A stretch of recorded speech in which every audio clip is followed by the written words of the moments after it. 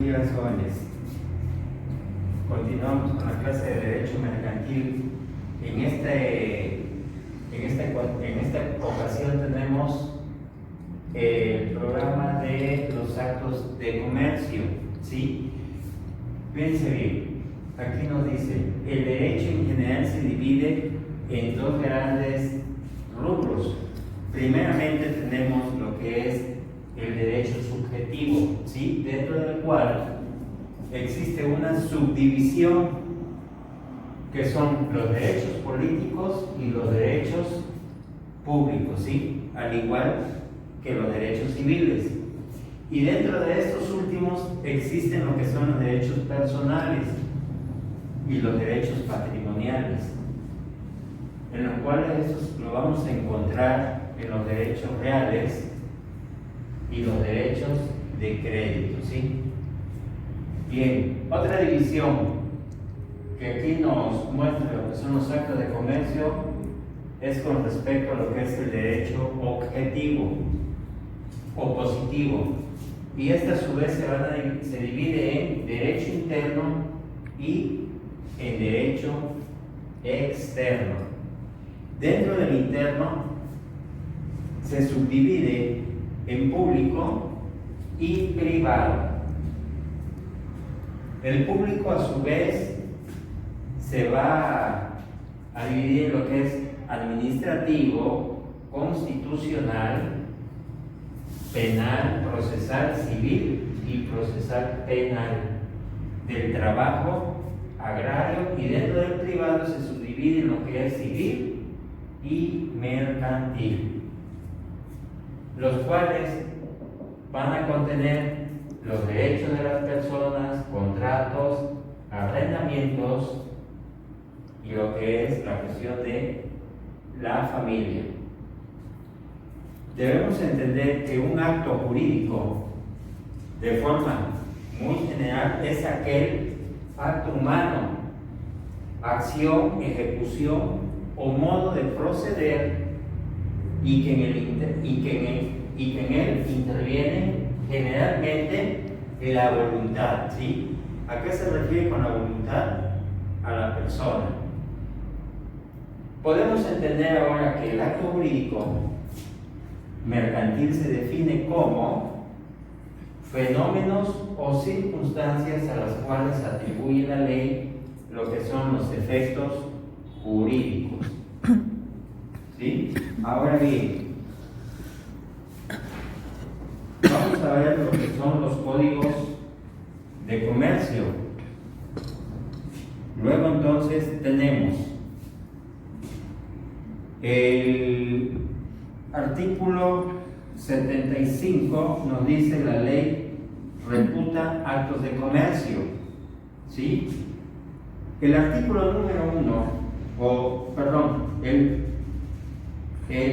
la subdivisión del artículo 75 nos marca que todas las adquisiciones, enajenaciones y alquileres verificados con propósito de especulación comercial de artículos, muebles, mantenimiento, mercaderías, etc., sea en estado natural o sea después de trabajados o labrados. En el número 2 nos dice que las compras y ventas de bienes e inmuebles, cuando se haga con dicho propósito de especulación comercial. En el número 3 nos dice de las compras y ventas de porciones, acciones y obligaciones de lo que son las sociedades civiles. En el número 4, los contratos relativos y obligaciones del Estado u otros títulos de crédito corrientes en el comercio. En el número 5, las empresas de abastecimientos y suministros. Número 6, las empresas de construcciones y trabajos públicos y privados. El número 7, de las empresas, de fábricas y manufacturas. Número 8, las empresas de transporte de personas o cosas por tierra o por agua, y lo que son las empresas de turismo. En el número 9 nos habla de las librerías y las empresas editoriales de tipo de tipografías. El número 10 nos habla de las empresas de comisiones, de agencias, de oficinas, de negocios comerciales y establecimientos de venta en pública almoneda. En el número 11 nos habla de las empresas de espectáculos públicos. Número 12, las operaciones de comisión mercantil. El número 13 nos habla de las operaciones de mediación de negocios mercantiles. Número 14, las operaciones de los bancos. En el 15 nos habla de todos los contratos relativos al comercio marítimo y a la navegación interior y exterior. En el número 16 nos habla de los contratos de seguros de toda especie, siempre que sean hechos por empresas. Número 17 nos habla de los depósitos por causa de lo que son los comercios. En el número 18 tenemos lo que son los depósitos en los almacenes generales y todas las operaciones hechas sobre los certificados de depósito y bonos de prenda librados por los mismos. En el número 19 nos habla de los cheques, letras de cambio o remesas de dinero de una plaza a otra entre toda clase de personas. Número 20 nos habla de los vales u otros títulos a la orden al portador y las obligaciones de los comerciantes, a no ser que se apruebe que se deriven de una causa extraña al comercio. El número 21 nos habla de las obligaciones entre comerciantes y banqueros, si no son de naturaleza esencialmente civil. En el número 22 nos habla aquí de los contratos y obligaciones de los empleados, de los comerciantes en lo que concierne al comercio, del negociante que los tiene a su servicio. El número 23 nos habla de las operaciones contenidas en lo que es la Ley General de Títulos y Operaciones de Crédito.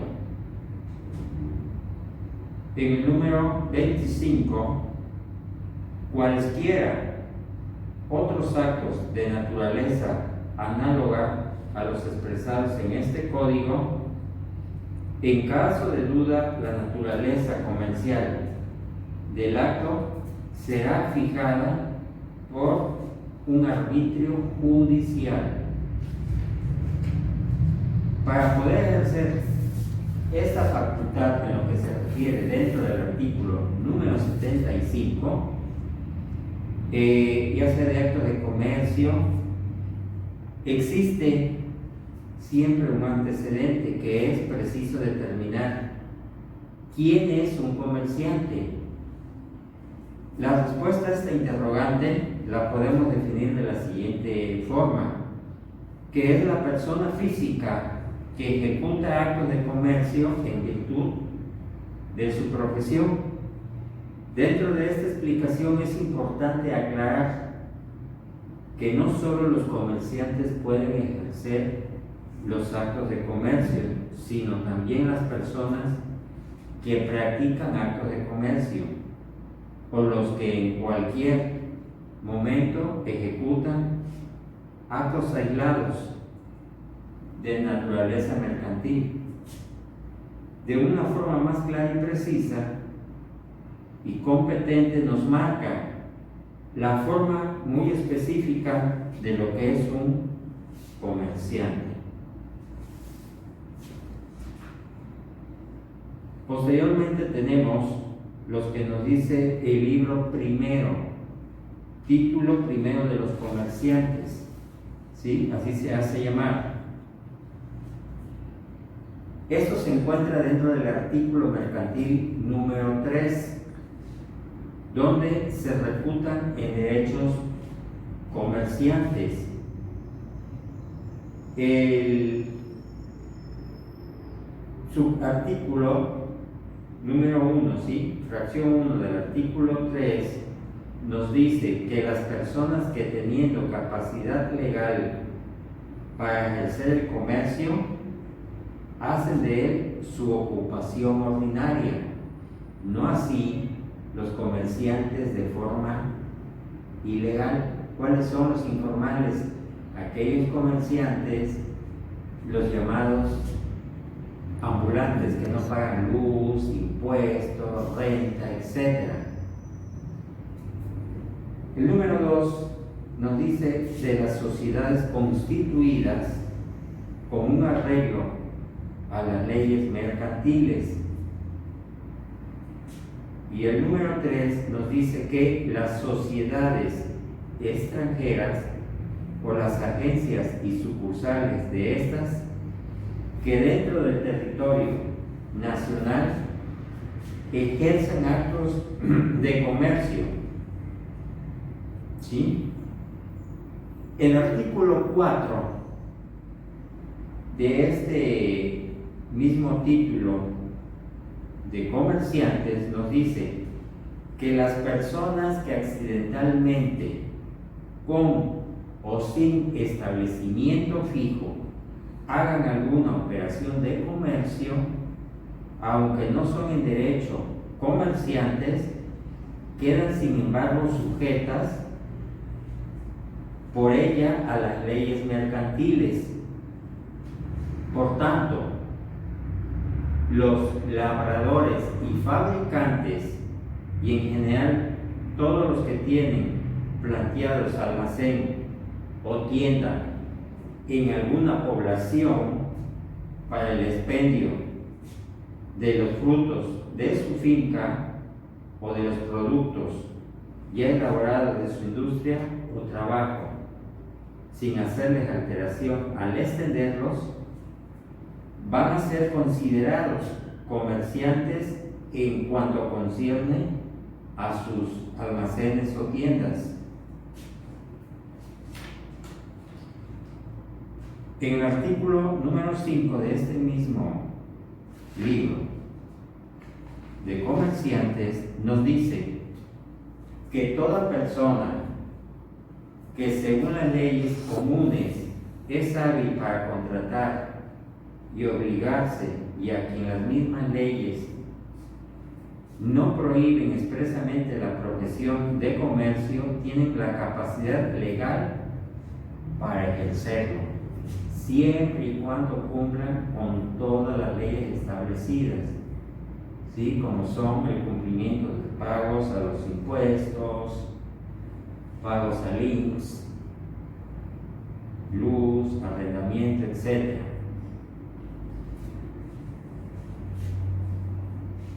Luego entonces nos vamos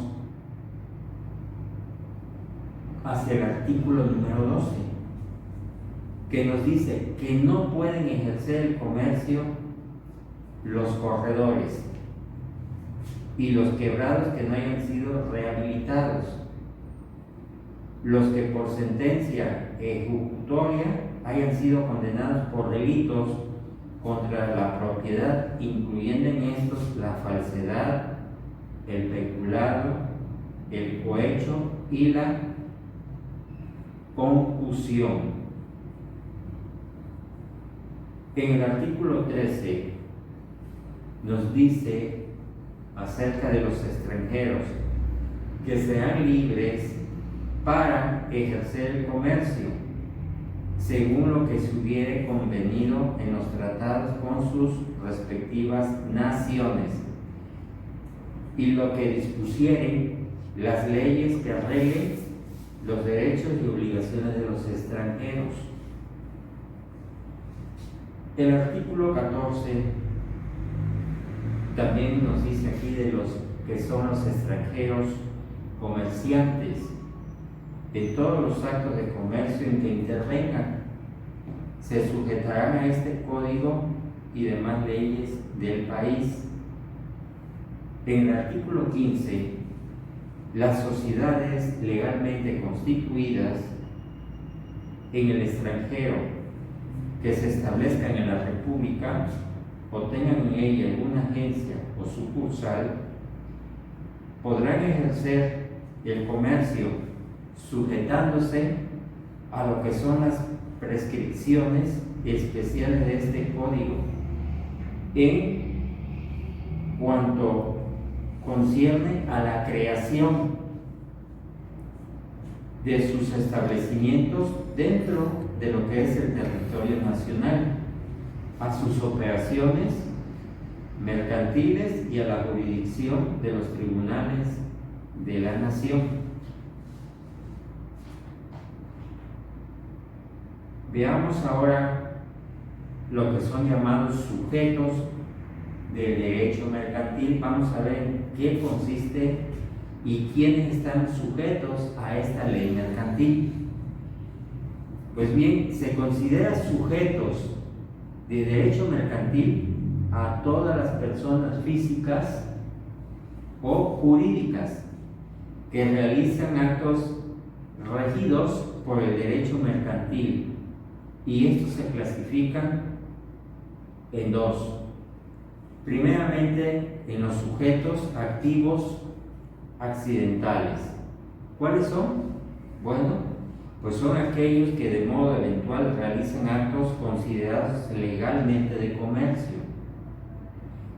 Los otros son sujetos activos permanentes o profesionales, y son aquellos que por naturaleza, por lo general de sus actividades, están permanentemente gobernados por las normas mercantiles. ¿Sí?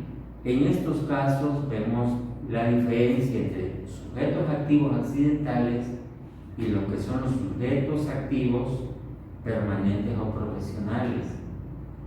Como decíamos anteriormente, los activos accidentales son aquellas personas muchas veces que se han quedado sin empleo y buscan la manera de llevar sustento a sus familias, a sus casas.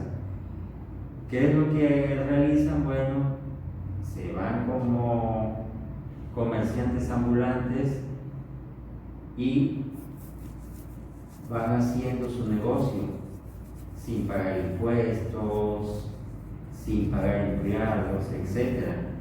Y los que son los sujetos activos permanentes o profesionales son aquellos comerciantes ya establecidos que están dentro de un inmueble fijo, que pagan impuestos, pagan empleados, pagan seguro social, etc.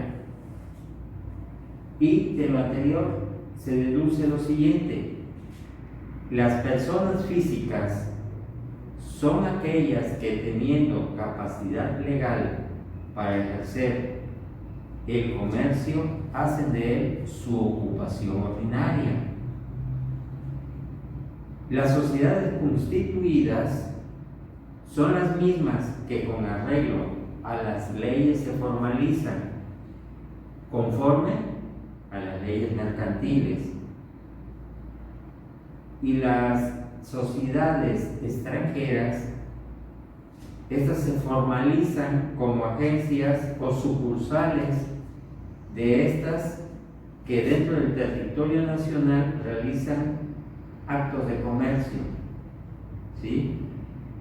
Un comerciante como persona física es aquel que compra y vende, al que muestra siempre un propósito de lucro en sus actos personales.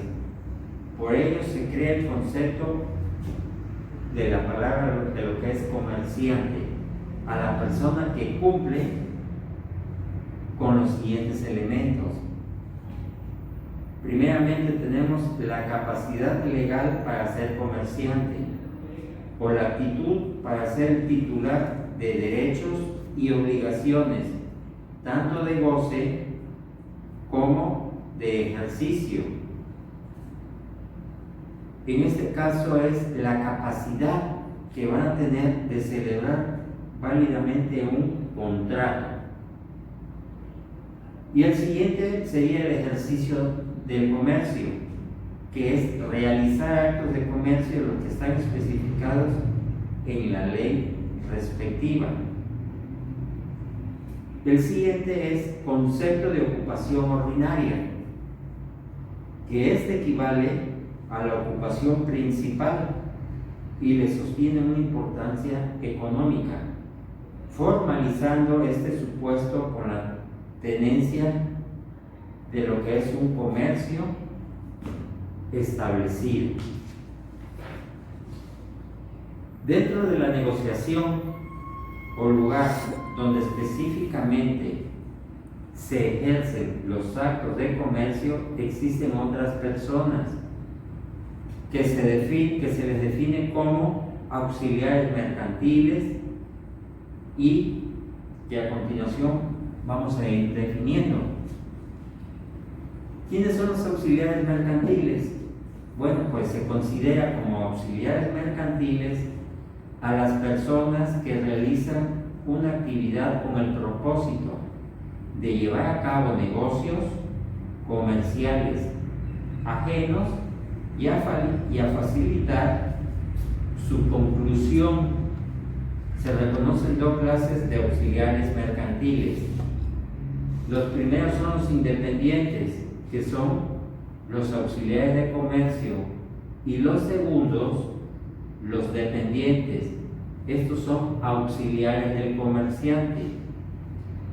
Los primeros, los independientes, que no están subordinados al comercio, y los segundos sí están subordinados al comercio. Vamos a hablar de los independientes. ¿Cuáles son? Los corredores públicos o titulados o colegiados, o los corredores privados. Es un mediador en la proposición, ajuste y celebración de los contratos mercantiles. Su función es la simple mediación, ya que no celebran el contrato ni representan a los contratantes. Los comisionistas son las personas que facilitan la realización de los actos de comercio, que se encomiendan, y es quien presta al igual sus servicios a los comerciantes en general y no a un comerciante determinado. Entiéndase por comisión mercantil aquel mandato aplicado a actos concretos de lo que es el comercio. Vamos con lo que es los contadores públicos. Son aquellas personas que llevan a cabo la contabilidad de algún comercio. Y por último tenemos lo que son los agentes de comercio, que son aquellos que se encargan de fomentar uno o varios comerciantes. Sus actividades las puede ejercer en la forma, tiempo y lugar que él disponga. Los dependientes son gerentes o administradores, que es la persona que dirige a la negociación o establecimiento mercantil por cuenta del propietario y que representa a éste en todos los asuntos concernientes a dicha negociación. Aquí tenemos luego entonces al contador privado, que es quien realiza la intervención como mediador en el otorgamiento de los contratos mercantiles. Tenemos al dependiente, que es toda persona que desempeña constantemente alguna o algunas gestiones relativas al tráfico de algún negocio, actuando en nombre y por cuenta del propietario de este.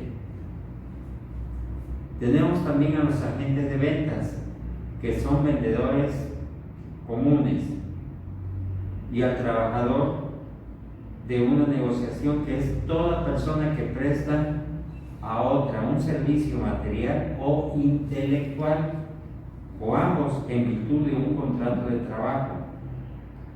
Dentro de los actos de comercio que ejercen los comerciantes se pueden encontrar los actos que implican movimiento de valores monetarios y simplemente llamadas transacciones de dinero o valores comerciales, los cuales a todo esto le vamos a llamar títulos de crédito. Punto. Bueno, jóvenes, por hoy es todo. Me despido de ustedes y espero que le den una leída a todo esto que vimos el día de hoy. Y a continuación les voy a enviar una tarea para que ustedes la vayan realizando y posteriormente la envíen. ¿Ok? Hasta luego.